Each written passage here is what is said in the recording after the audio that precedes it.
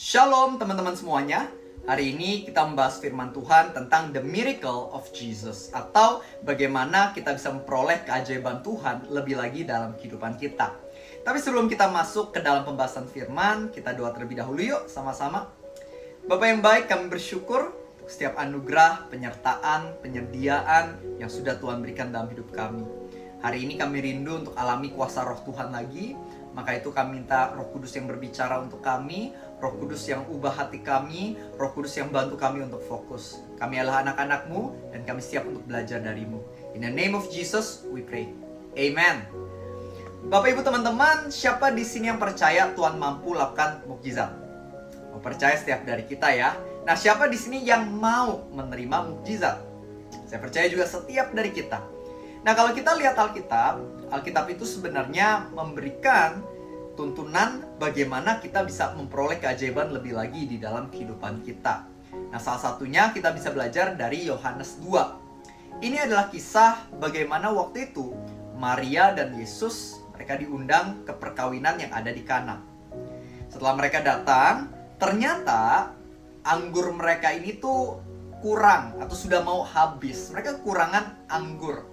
Dan ini sebenarnya adalah tanggung jawab si mempelai laki-laki. Jadi kalau misalnya kurang, berarti mempelai laki-lakinya tidak melakukannya dengan benar, kurang bertanggung jawab, kurang engah gitu ya. Nah, ini sebenarnya masalah besar di zaman itu. Kenapa? Karena yang namanya anggur itu, ketika pernikahan, perkawinannya itu biasa berapa hari zaman itu ya. Kalau misalnya kurang, ini bisa jadi aib keluarga. Bahkan aib keluarga besar. Ini permasalahan banget, malapetaka banget. Makanya kalau pesta perkawinan harusnya dipastikan anggurnya itu tersedia sampai acaranya selesai. Nah, jadi orang-orang di sana pada nggak sadar bahwa ada permasalahan ini. Mereka malah dancing, nyanyi, pada nggak sadar. Tapi untungnya Maria, atau ibunya Yesus sadar. Makanya dia datang kepada Tuhan Yesus dan mengatakan anggur mereka habis atau mereka kekurangan anggur. Nah, inilah langkah pertama untuk mengalami keajaiban Tuhan. Sadari permasalahan yang ada.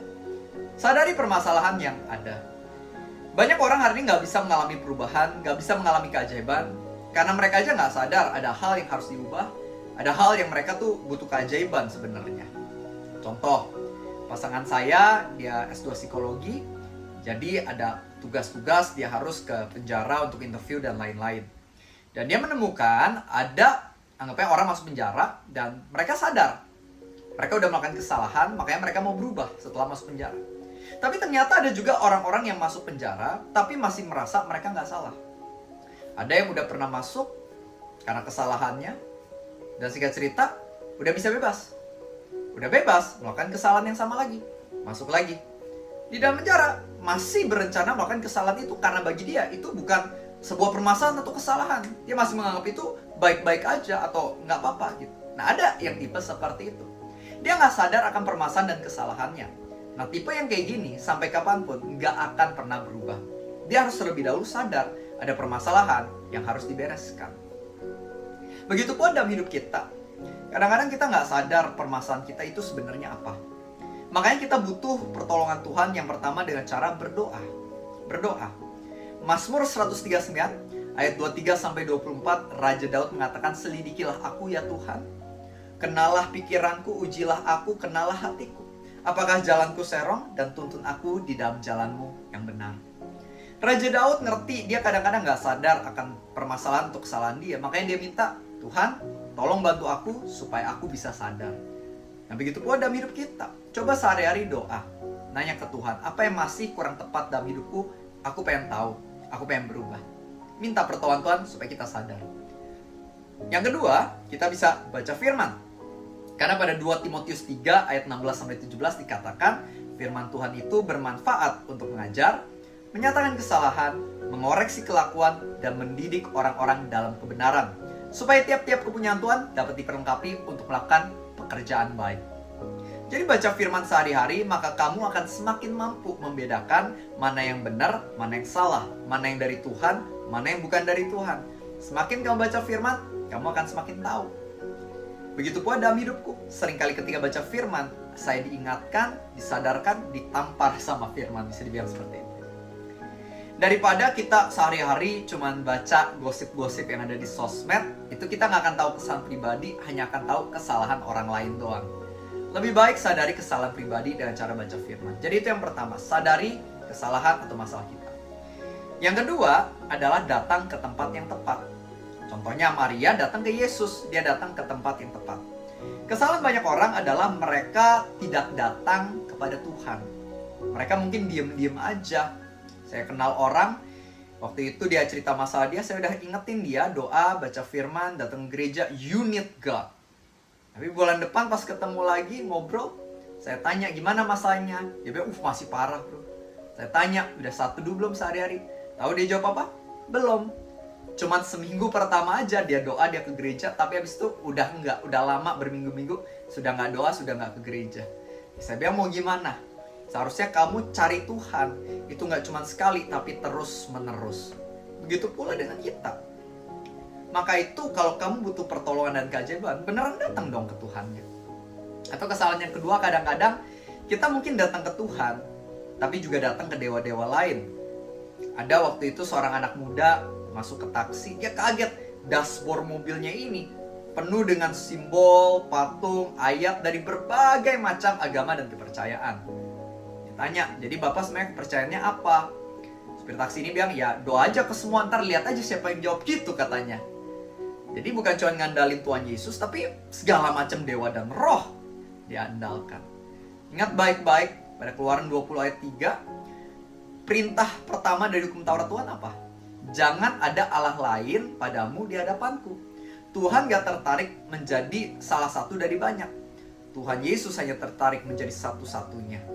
Makanya pada Keluaran, kalau nggak salah Keluaran 32, ketika Musa lagi naik ke atas gunung buat terkoneksi dengan Tuhan, bangsa Israel malah merasa, lama banget nih Musa. Udahlah kita bikin aja patung lembu emas, kita sembah patung anak lembu emas ini.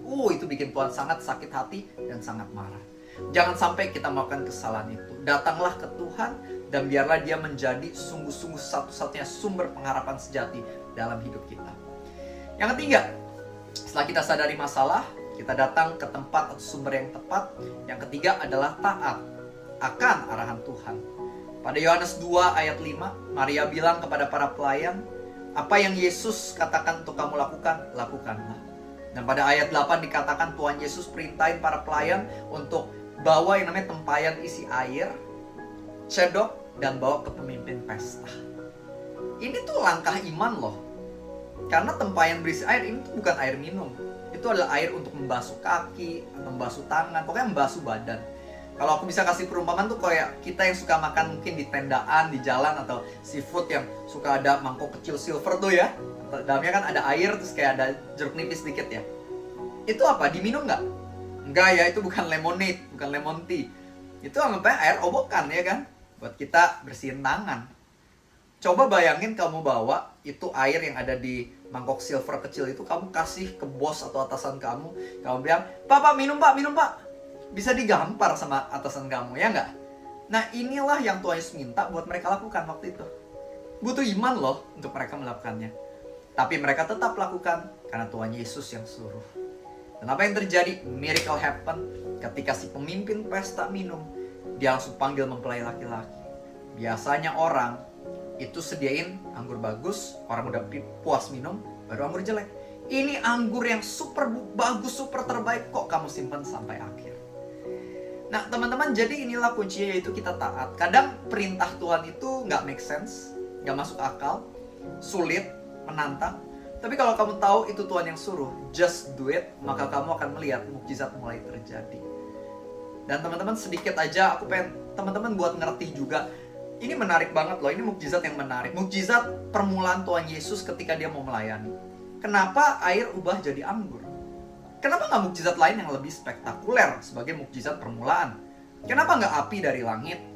Kenapa nggak bangkitin orang mati? Itu lebih spektakuler. Kenapa air jadi anggur? Tentu ini ya luar biasa juga sih. Tapi dibandingkan pilihan-pilihan lain, kayaknya banyak yang lebih luar biasa. Kenapa ini harus jadi yang permulaan? Dan juga perhatikan ketika Maria mengatakan anggur mereka habis atau mereka kekurangan anggur. Yesus jawab apa? Waktuku belum tiba. Jawaban yang sangat unik. Tapi sebenarnya Tuhan Yesus pengen menunjukkan sesuatu. Teman-teman, tahu anggur di Alkitab menggambarkan apa? Jawabannya adalah darah Yesus. Pada malam sebelum Tuhan Yesus hendak disalibkan, ketika dia sama murid-muridnya, dia angkat cawan berisi anggur, dan dia mengatakan, minumlah ini. Ini adalah darahku yang tercurah bagi kamu. Minumlah sebagai peringatan atas aku. Anggur menggambarkan darah Yesus, pengorbanan Yesus. Dan sama dengan, anggapnya kejadian ini, mempelai laki-laki yang harusnya mempersiapkan anggur, tapi dia gagal. Dia nggak persiapkan dengan baik. Harusnya disaster, musibah terjadi, tapi Yesus berikan anggurnya dan menyelamatkan semuanya. Sama dengan kita. Kita semua manusia udah mess up, kita berdosa, harusnya mengalami maut neraka. Tapi Yesus Kristus datang membawa anggur, yaitu darahnya. Dia curahkan di atas kayu salib, supaya barang siapa percaya pada yang gak binasa, mereka beroleh kehidupan yang kekal. Tuhan Yesus sengaja kasih mukjizat pertama, air jadi anggur, untuk menunjukkan kepada kita apa tujuan utama dia datang ke dunia, yaitu untuk menyediakan mukjizat keselamatan lewat pencurahan darahnya. Ya, mukjizat terbesar yang kamu butuhkan sebenarnya bukanlah mukjizat dapat keuangan, kesehatan, atau naik jabatan. Itu semua baik, nggak ada yang salah. Tapi mukjizat tertinggi yang sebenarnya Tuhan Yesus sudah berikan adalah mukjizat keselamatan ketika dia mencurahkan darahnya. Dan sebenarnya itu yang paling kita butuhkan. Jesus already given you what's his best for your life. Apa yang paling kamu butuhkan? Tuhan Yesus sudah sediakan 2000 tahun yang lalu. Maka itu hari ini, ingat baik-baik, kita nggak layak untuk mengeluh. Kita nggak layak untuk marah sama Tuhan. Yang perlu kita lakukan adalah bersyukur. Tentu karena keuangan, tentu karena kesehatan, tapi lebih dari itu, karena keselamatan lewat darahnya. Itulah berkat tertinggi yang jangan pernah kamu lupakan. Amin. Mari kita tutup dalam doa. Lord Jesus, we're so grateful. Terima kasih ya Tuhan Yesus. Bersyukur banget untuk firman ini mengingatkan kami kembali kunci keajaiban, yaitu sadari permasalahan. Dan juga kami diingatkan bagaimana membawa permasalahan kami kepada Tuhan Yesus dan sungguh-sungguh taat sama arahan Tuhan Yesus walau kadang mungkin gak masuk akal. Kami bersyukur untuk keselamatan yang sudah Tuhan sediakan. Kami sadar itulah yang terbaik yang telah Tuhan berikan. Dan kami gak mau lupa. Roh Kudus bantu kami untuk terus ingat. Bantu kami untuk terus pandang Kristus dan salibnya. Aku berdoa bagi setiap jemaat-Mu yang mungkin saat ini mendengar video ini, biarlah Engkau yang tuntun langkah mereka sehingga sungguh keajaiban banyak terjadi dalam hidup mereka. Mereka sangat membutuhkannya, mereka sangat membutuhkan-Mu. Dan biarlah apapun yang saat ini menjadi kegalauan mereka, Tuhan yang temani mereka melewati prosesnya. Bahkan Tuhan yang berikan kekuasa, kemampuan supaya mereka bisa berakhir sebagai pemenang. Yang percaya kalau Engkau sudah memberikan yang the best, yaitu keselamatan 2000 tahun yang lalu, kami percaya Engkau hari ini juga menyediakan berkat-berkat lainnya yang kami butuhkan untuk menjalani kehidupan kami di atas bumi. Help us, Lord. Tolong kami. Dan kerendahan hati kami mengatakan sekali lagi bahwa Jesus Christ, you are always more than enough for us. Di dalam nama Tuhan Yesus, semua yang percaya, kita sama-sama katakan, Amin. Maju terus teman-teman.